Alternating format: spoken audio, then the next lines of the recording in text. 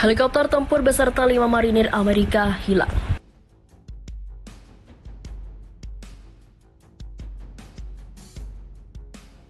The last known location was from a ping that was reported to our dispatch center that's about a mile to 2 miles northeast of here, and that was the last.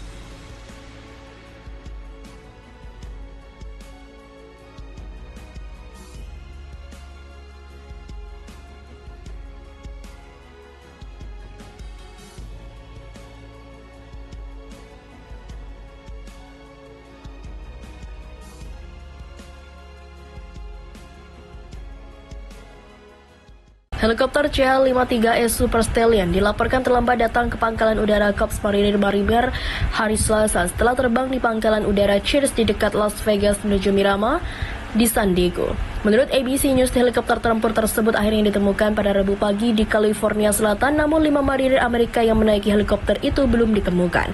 Korps Marinir Amerika Serikat sampai sekarang masih terus melakukan upaya pencarian dan penyelamatan atas kelima marinir yang menumpang helikopter itu.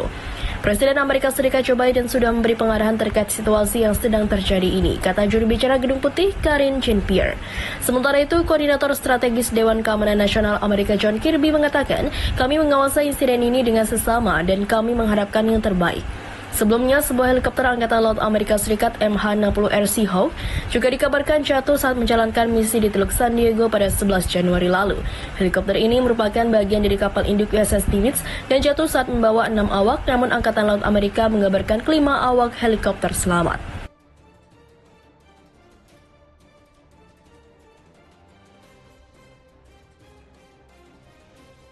Amerika ketar-ketir setelah pasukan elit Iran lancarkan tembakan ke marinir negeri Paman Sam. Iran tak main-main dalam melakukan serangan ke Amerika sebab baru-baru ini Korps Marinir Amerika Serikat dibikin kelabakan setelah menerima serangan laser dari kapal perang satuan elit militer Iran yang membuat ratusan prajurit Joe Biden terkejut dengan aksi yang dilakukan tiba-tiba oleh Teheran. Hal ini pun telah menyebabkan ketegangan makin panas antar dua negara. Diberitakan sebelumnya, sebuah helikopter serbu milik Korps Marinir Amerika Serikat menjadi target bidikan laser kapal perang satuan elit militer Iran di Teluk Persia. Kapal perang milik Korps Garda Revolusi Islam Iran mengerahkan sorotan laser ke helikopter serbu Bell AH-1Z yang tengah melakukan patroli.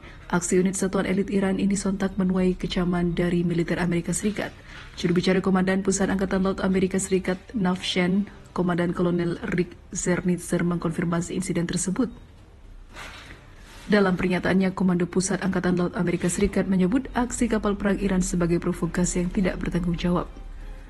Angkatan Laut Korps Pengawal Revolusi Islam atau IRGCN, Iran berinteraksi dengan cara yang tidak aman dan tidak profesional dengan helikopter serang AH-1Z Viper, ujar Zernitzer. Kapal IRGCN menyorotkan laser beberapa kali ke pesawat saat sedang terbang. Helikopter serang itu diketahui ditugaskan ke unit ekspedisi marinir ke-26 dan lepas landas dari kapal serbu amfibi kelas WAPS USS Batan LHD-5 yang berada di bawah kendali armada kelima Angkatan Laut Amerika Serikat. Pasca insiden ini, Zernitzer menegaskan bahwa pasukan Angkatan Laut Amerika Serikat akan tetap menjalankan operasinya di Teluk Persia. Tindakan ini diklaim Zernitzer sesuai dengan hukum internasional demi menegakkan keamanan maritim regional, khususnya di kawasan tersebut. Pasukan Angkatan Laut Amerika Serikat tetap waspada dan akan terus terbang, berlayar dan beroperasi dimanapun yang diizinkan oleh hukum internasional sambil mempromosikan keamanan maritim regional, ujar Zernitzer. Peristiwa ini adalah yang kedua kalinya dalam 6 tahun terakhir. Sebelumnya, kapal perang militer Iran pernah melakukan hal yang sama pada tahun 2017 silam.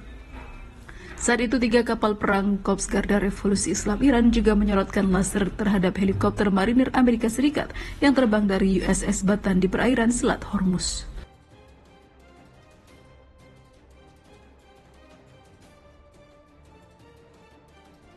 NATO kepanasan, waspadai Rusia, NATO sampai kirim pesawat mata-mata pengintai dari Lituania, bos.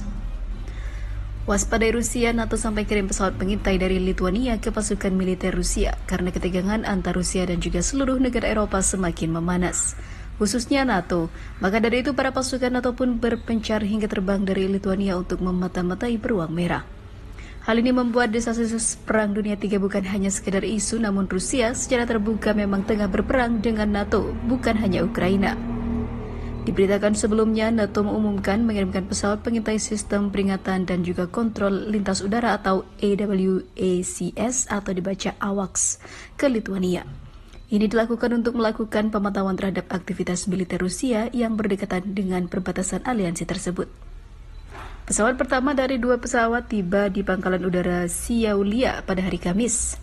Sesuai dengan pernyataan yang dikeluarkan oleh NATO, pejabat juru bicara NATO Dylan White mengatakan bahwa perang Rusia di Ukraina telah meningkatkan perhatian mereka terhadap keamanan di wilayah Laut Baltik. Dia juga menekankan bahwa kemampuan AWACS untuk mendeteksi pesawat dan juga rudal dalam jarak ratusan kilometer sangat penting bagi NATO. Watt juga mengapresiasi Lituania atas penerimaan pesawat-pesawat tersebut, menganggapnya sebagai kontribusi yang signifikan terhadap keamanan bersama. NATO telah memperkuat kehadirannya di wilayah timur aliansi dengan penggunaan jet tempur, pesawat pengintai, dan kapal tanker sebagai respon terhadap perang di Ukraina. Sejak peluncuran operasi militer khusus pada Februari 2022 lalu oleh Rusia, AWACS telah melaksanakan ratusan penerbangan di Eropa Timur untuk memantau pesawat tempur Rusia. AWACS akan memulai misi pengintaian di wilayah aliansi dalam beberapa hari mendatang dan misi tersebut dijadwalkan berlangsung beberapa pekan ini.